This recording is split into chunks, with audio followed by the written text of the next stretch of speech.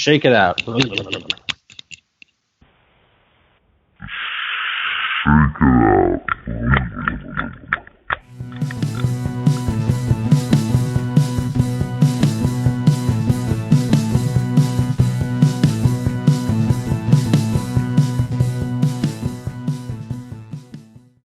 Welcome back into the Den, mid-May 2020, Sports Den Radio. Let's effing go. We survived March, we survived April, and we are here, baby. As states are beginning to relax their stay-at-home orders, we are going to slowly see a return to sports. Or are we? Here to investigate with me are my co-hosts, Bobby Jaffe and Aaron Stiefel. What's going on, boys? Bobby, how are you? Doing well. Thanks for having me, Sammy. Crazy times going on right now. It's been tough sledding the last couple of months, but some good news coming around, and that's what we want to hear. Absolutely. Steve, are you fired up or are you fired up? I am fired up about the future, and by that I mean I am firing bet after bet after bet on those futures that we are going to be seeing soon. As is the way you do it. And we are here today, all three of us, to bring you our Sum of All Sports show, the SAS, and we're going to give you a sports update across all the various different sports out there in the world. But before we do, I want to make sure you know that we're going to be firing out some insane content this spring and summer on at Sports Den Radio. So please make sure to give us a follow on Facebook and Twitter and on Instagram, as well as following us on our YouTube channel at Sports Den Radio. That's at SportsDenRadio. We are not going to wait any longer. Without further ado, we are getting right into the NBA. And of course, the NBA talk starts in Vegas. We know the MGM CEO is really trying to use Vegas as one of the hub cities for the return of the NBA. And I believe Bobby may be able to assist me a little more with an update there. So, Bobby, what do you got for me? Yeah, definitely. Thanks, Sammy. The centerpiece of the MGM's proposal to the NBA is about the south end of the Strip, where the Mandalay Bay has 4,700 rooms when you combine it with the Four Seasons and the Delano.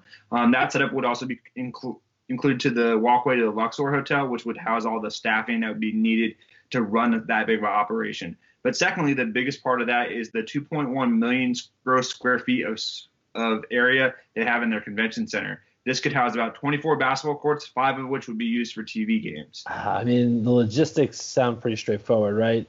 If you go straight to the playoffs, 16 teams. If you go with the regular season, you got 30 teams. And I think it makes more sense to cut the amount of people you need in half, cut it from 55 days to 33 days. I mean, let's be honest here. We're talking about NBA players away from their family for 33 days. I mean, James Harden's kryptonite is strip clubs. I mean, I might as well just bet against the Rockets if this is what happens, right? Who do you guys have? Like, which teams do you think I got to be worried about with their players on the strip? I'm not worried about their four people sitting at a poker table, right? I'm worried about the Clippers. I mean, Patrick Beverly, Paul George, all those guys, Montrez. I feel like they're just, a dirty Vegas bunch waiting to happen. Now, they do have Kawhi, Mr. Party Animal himself, a fun guy. But I do think the Clippers could be a potential one to cause some problems if there's some games played in Vegas. We'll see. What do you think, Bob?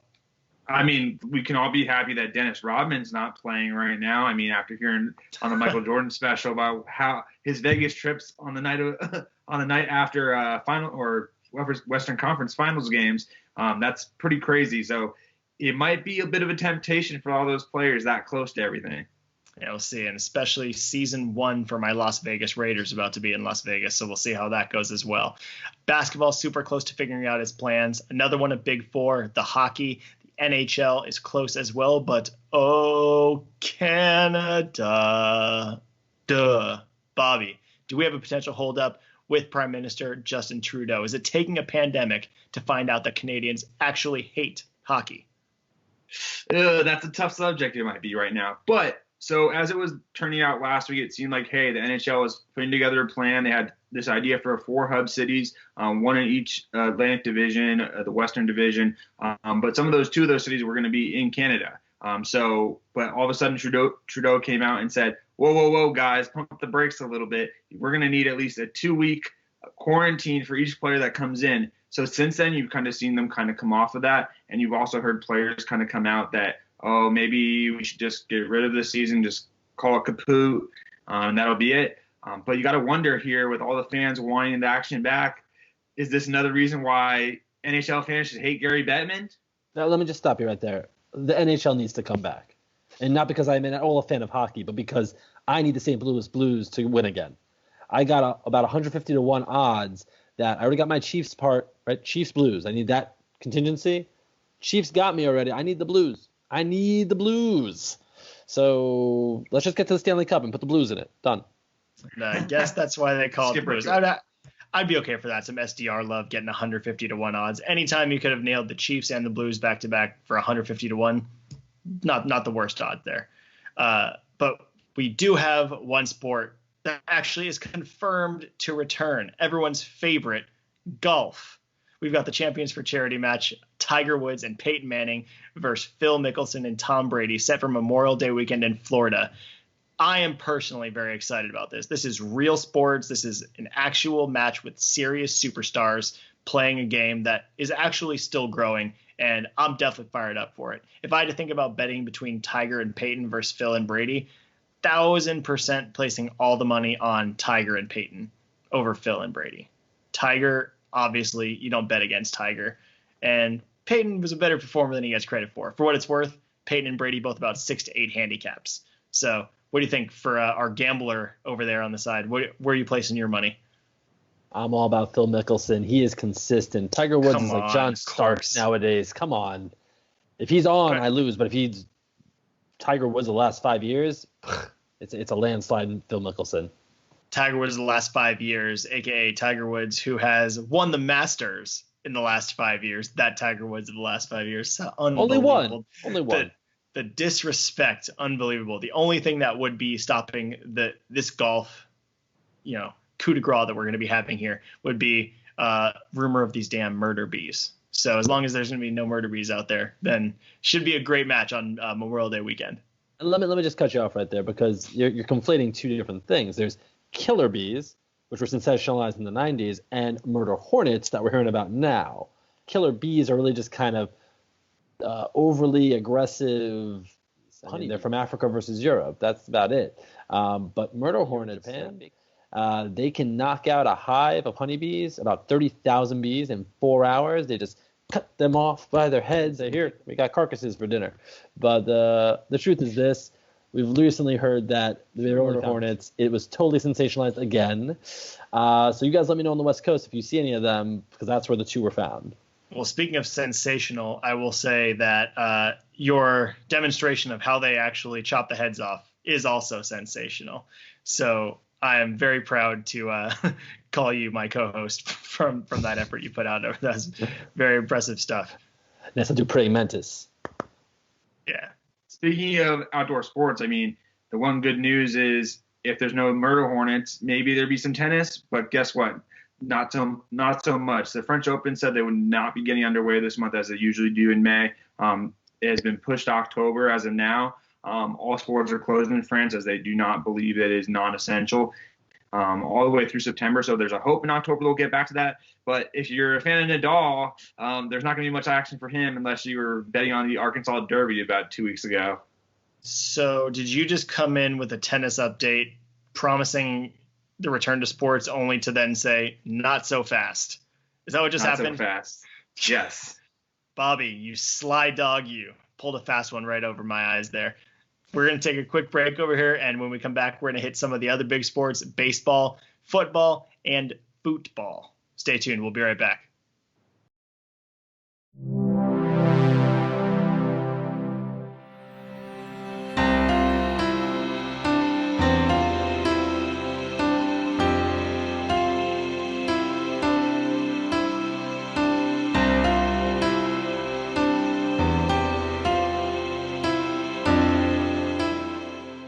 Remember when the big unit, Randy Johnson, exploded a bird with a baseball? There were more feathers flying than in a sleepover pillow fight. Yeah, but the birds had their say. Oh yes, they had their say. In the face of Fabio. On a roller coaster.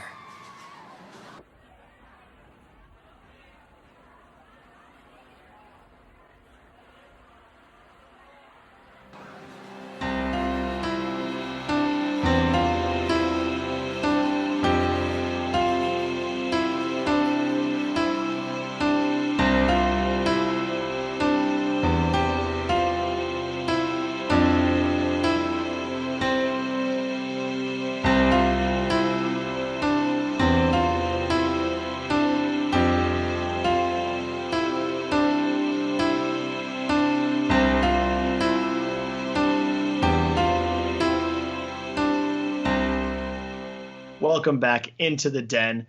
And of course, we all remember when Randy Johnson shattered that bird. I mean, I remember watching it live. I remember watching it on ESPN all weekend. It was an absolute travesty. Like, how are we supposed to come back from something like that? I mean, he pulled a magic trick, essentially. I look at it as pretty amazing that the fact that that man could throw a ball and obliterate a bird. I mean, think about it. The ball is probably Randy Johnson, high 90s, flying minimum right through the body. Oh, this is what it sounds like when doves cry. It was just that dove's time, right? If he's going to be in that spot at that time, at that moment. He is absolutely crushing it in dove heaven, that's for sure. Like, oh, yeah, I'm that dove. Yeah, that was definitely me. Speaking of baseball has a proposed-ish plan to be heading back. So that is some good news for us. And our plan man, Bobby Jaffe, has once again one more plan for us. Bobby, what's going on? Yeah, definitely on. So good news, really good news with baseball this week.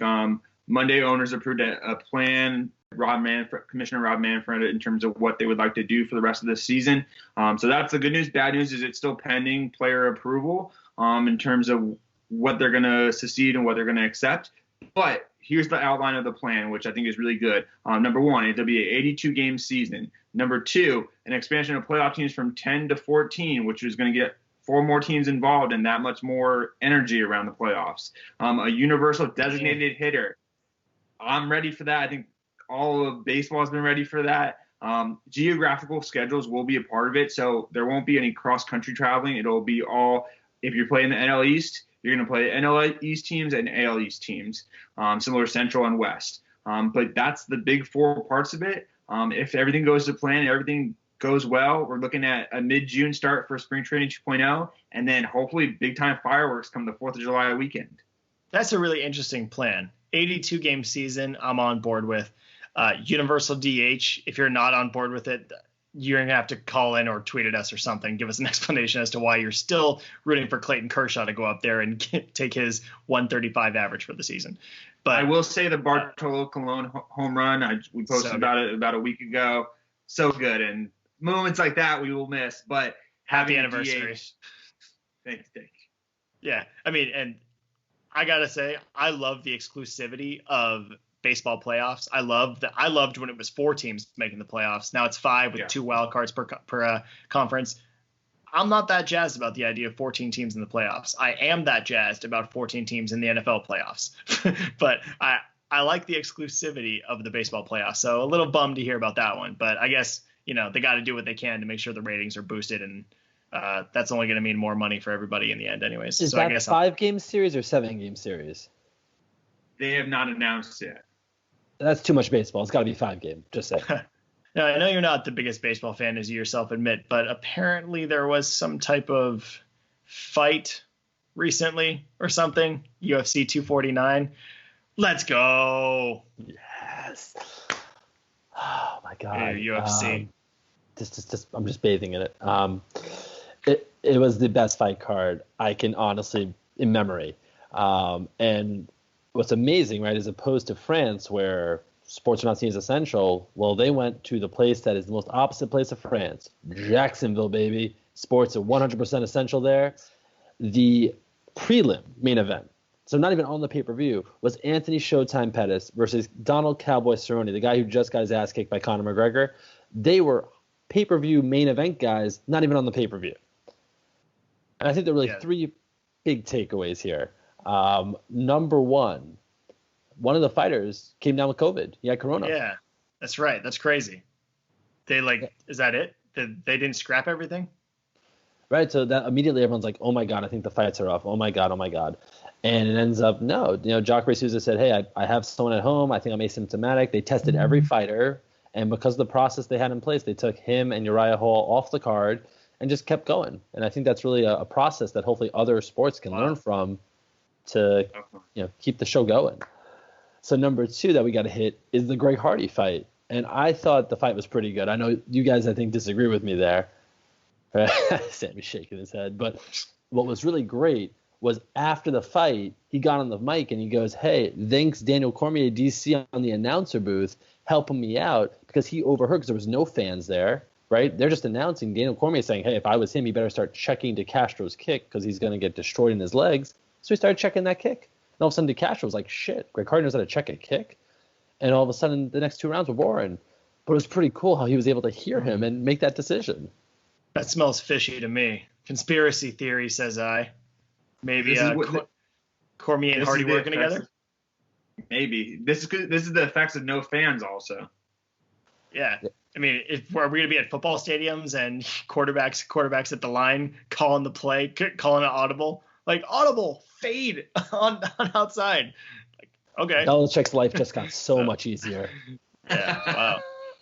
And you had a third takeaway for us. Yeah, and that one is an unfortunate takeaway. It was just something that was just, it was just very normal. Just very normal. The refs stopped the fight short again. They're there to fight. Seems to be a theme with these fights recently. So those are my 3 big takeaways. And the truth is, there's a fight this week, another fight this weekend, another fight the following weekend. I think they're just catching up on all these canceled and postponed fights. They're getting Fight Island ready. And speaking of Greg Hardy, he asked Dana White if he can live on Fight Island and fight every weekend. This is why I love Greg Hardy. The man's a nut. But it's like the champion in Hulk Ragnarok. He just fights whoever comes into the stadium. He's just there to fight. He is there to just put on a show. And, hey, different strokes for different folks. And we'll see where Greg Hardy takes us, right? Just speaking of that chaos from last weekend, moving into this weekend, we have another return of sports in another shape and form. NASCAR returns this upcoming weekend on this Sunday. They'll be back in action at Darlington Motor Speedway. All right, not a fake out. Not a fake out. They'll be there, I swear. Not as many media members, but teams will be there. They'll be racing. And it's a course of a different schedule. They'll be racing 7 out of the next 11 days following that race, with 4 of those events being their main Cup Series. Mainly, the reason this intrigues us, I think, is it'll be the first major large-scale event where usually they have over 50,000 people in attendance. How's that going to look? How's that going to feel from a production standard, from the athletes, the race drivers that being out there? How does that translate over? Secondly, how does it feel for what they do with the testing on such a large scale? Obviously, UFC did great this past weekend catching that one individual with it and his cornermen, and making sure they get them in a quarantine zone away from everybody else. But how now on a larger scale event, how will that look? Well, for me, who is a diehard NASCAR fan, I appreciate that update very much. I'm sure all the rest of our fans do as well. Moving on to the next sport, a team sport, we're moving on to football. That's football with a U, not 2 O's. And we already know that in Europe, which is the hub of all things football for the most part, Germany, Spain, Italy clubs have already started calling players back to training. The Premier League, the big one, is the one that's been on hold since mid-March. And with Liverpool needing only 2 wins in their final 9 games, if the Premier League is going to be able to resume this season, they're all but assured to win the championship, which would be excellent since I'm a fan. Go Liverpool! But that's neither here nor there. We do know that recently the UK government met and said June 1st could be the start of a kickoff date. So it's possible the Premier League actually will be returning shortly. Liverpool's season, 27 wins, 1 loss, 1 tie. It's a historical, magical season. This better result in a title. This better result in a title. Better for you, but let's not distract that from the best team in Premier League history. Manchester United, baby. 660 wins, the most Premier League titles. We may be down right now, but we're not out. Down indeed. The only thing that Manchester United is good for, besides stealing Liverpool's colors, would be the impeccable, all-time great cameo in Eurotrip. The Manchester United song is just so good. One of the best things in the world. My baby takes the morning train. That is so good. To see the damn fighting Manchester United. Yeah, Manchester United, the greatest football team in the world. Everyone loves Manchester United. What a great movie, Eurotrip. We should do a SDR Eurotrip rewatch for sure. All right, but before we go there, I'm opening a can of Pringles. Are you ready for this? Oh, I'm ready. Hit me with those Pringles. Let's bring it. Once we start, we don't stop. You understand that? Let's pring it. Oh, God. All right. We're going back to a time before when I was 17 years old. That's right. We're going that far back. And so I was actually a part of this Tremor crew. It was I have over here. We helped review like random pop culture stuff. They'd send us like cool new stuff about musicians you never heard of before, movies, whatever it was. And one of them happened to be this movie produced by the people who made Road Trip. And they were looking for a little feedback on the name of the movie. So your beloved Euro Trip was actually going to be called possibly Ugly Americans, or Mistaken Identity, or the one that makes me cringe, Female, spelled lowercase f, all uppercase EMAIL, because it's female, male, email, all confusion. Okay, because they thought it was Mike and Mika. Yeah, okay, I get it. That's not that great. Those Ugly Americans isn't a bad name though. Ugly Americans work. For me, as the reviewer, and I was in high school, right? So I gave them a 3-paragraph essay, because that's what you do in high school, and said to them basically, number one, you guys are somewhat tied to Road Trip. They're going to Europe. So number one, call it Road Trip 2, Trip to Europe, or maybe Euro Trip. That seemed to stick. Are you claiming on this show right now that you're the reason why this movie is called Euro Trip? Oh, not only am I the reason it's called Euro Trip, I'm the reason that the two twins make out. I'm the reason they go to a nudist beach where it's all balls. I'm the reason they go to a place to eat brownies, and, oh, you crazy American, there's no pot in these. All my ideas. Killer bees are really just kind of overly aggressive. They're from Africa versus Europe. That's about it. But murder hornets, other hive, and say, here, we got carcasses for dinner. But and here's the thing. At the end of the day, right, I have a bunch of other stuff I gave them, honestly, because that 3-paragraph essay, I was just, my favorite one, though, was the exchange rate. I was like, hey, teenagers, Americans, we don't know anything about exchange rates. You could have fun with that one. Like, tell them that a nickel's worth who knows what. Yeah, boom. The nickel, yeah, for the sale, buy his own hotel for a nickel. Wow. We're going to have to really develop that one a little more at some point, because I just want to submit my last piece of evidence, right? Because at this point, it's my word against these wonderful producers. So Exhibit A, there's Road Trip, there's Euro Trip, and I submit for Exhibit A, Road Trip Beer Pong. That was without my input. Outstanding. Wow. With that, I rest my case. Well, we are very definitely going to have to flesh that out a little bit more, because that is an unbelievable story to just drop in the middle of our rundown here. Like, we're all Eurotrip fans, and we love all those scenes you're referencing. So this is pretty devastating news that we're going to have to dive into a little bit further, perhaps on a future segment of SDR, which we can get to a little bit later. But we can call that Stiefel Doesn't Know. Stiefel Doesn't Know. Oh, Stiefel Doesn't Know. Oh, love it. Fun last fact, Matt Damon was only that part because he was taping Brothers Grimm in Prague at the time. They had no budget. I just saw that. I saw that very recently, actually. That's why Matt Damon was there. Oh, yeah, hey, do you want to get bald and just lip sync this amazing song? Yeah, of course. Why not? And he's iconic for that role, absolutely.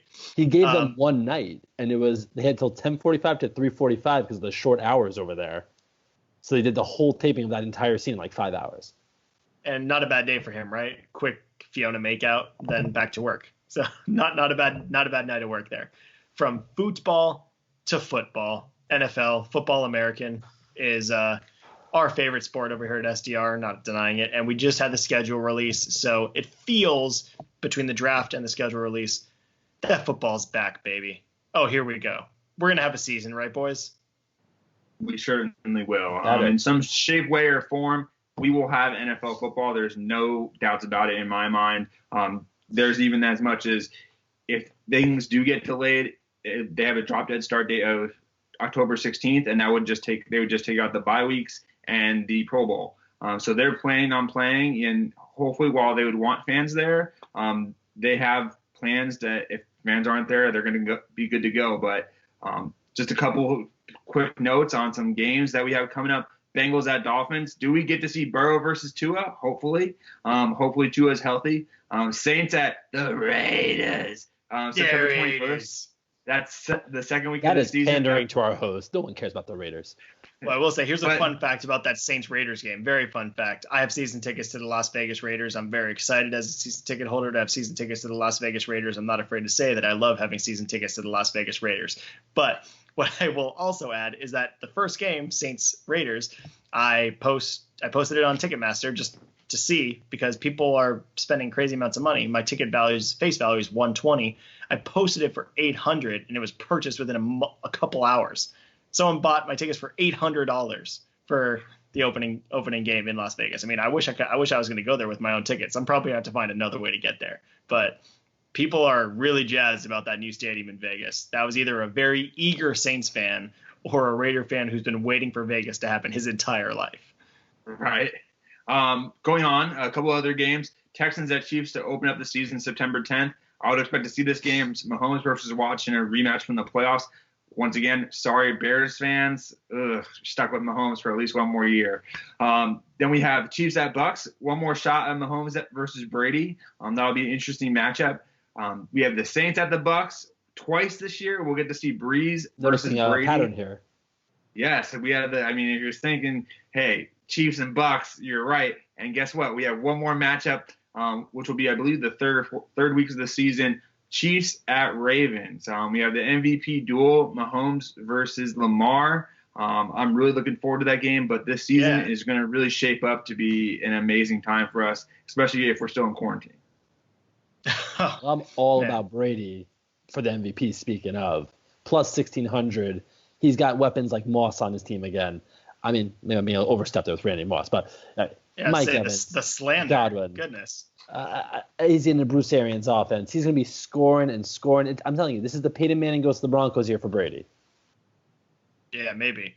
I got to say, I'm terrified to say this out loud, but I mean, we're talking about Mike Evans as Randy Moss. And I want to believe you about your Eurotrip story. And then you go and throw out a comment about to say that Tom Brady has Randy Moss all over again when he has Mike Evans and Chris Godwin. I mean, I guess. If you put the two of them together, they make Randy Moss, right? Yeah, it's like they mold. It's a Power Rangers. Mighty Morphin. Morphin. The one big part, Gronk is back, baby.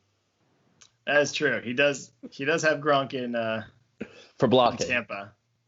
Yeah, no, I bet that actually is going to be the thing. They're going to try to move O.J. Howard as a result, probably, right? I mean, they have to.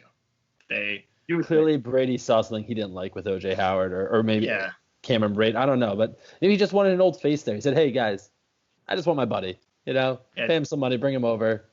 He's good for morale. Only a matter of time until Edelman gets out also. Ollie oxen free from New England up there. I think, though, speaking of the shortened season, though, I would like to see that because I think it would be really helpful for my bet, number one. But it reminds me of the shortened season with the NBA where the Knicks ended up making the finals in 99 because Patrick Ewing, who was pretty old at that point, was pretty fresh because he had played 30, 40 less games. And I think that is probably going to be helpful for Brady, Breeze, all the big names, Rivers. I mean, who are you guys thinking that this shortened season could be helpful for, especially if it's going to be more colder weather games? That favors running and defense probably.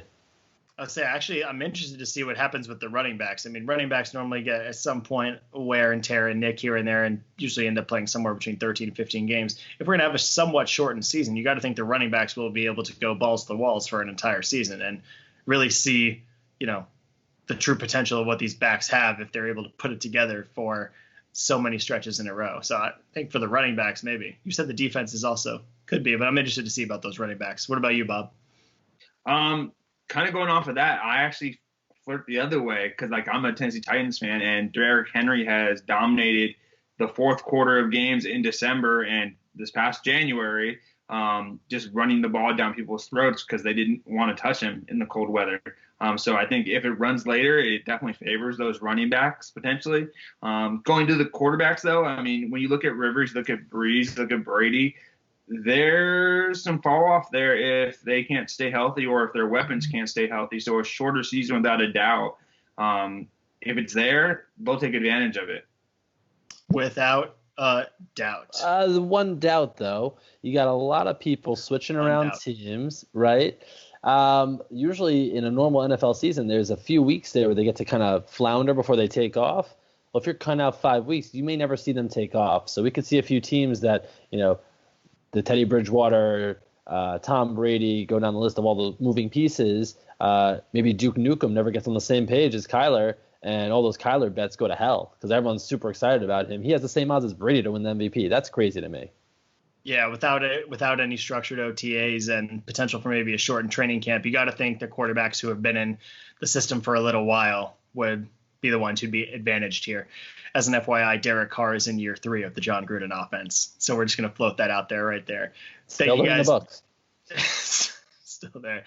Thank you guys so much for joining our Sum of All Sports show, The SAS. We had a blast doing our Return to Sports segment and hope that the next time we're all chatting together, there's some real sports to comment on. Be sure, again, to follow us on all of our social media channels on Twitter, Facebook, Instagram, and subscribe on YouTube at SportsDen Radio, at SportsDenRadio. We had a blast. How about a final thought from each of my co-hosts? Bobby, final thought from you.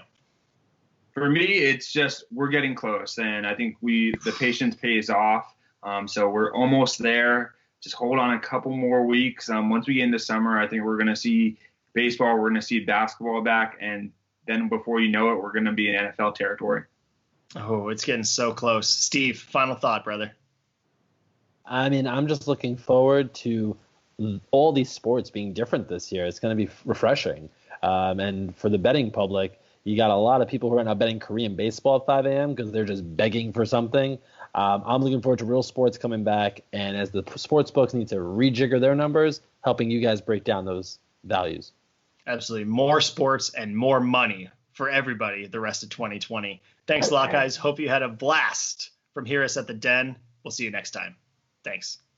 I'm worried about the Clippers. The man's a nut.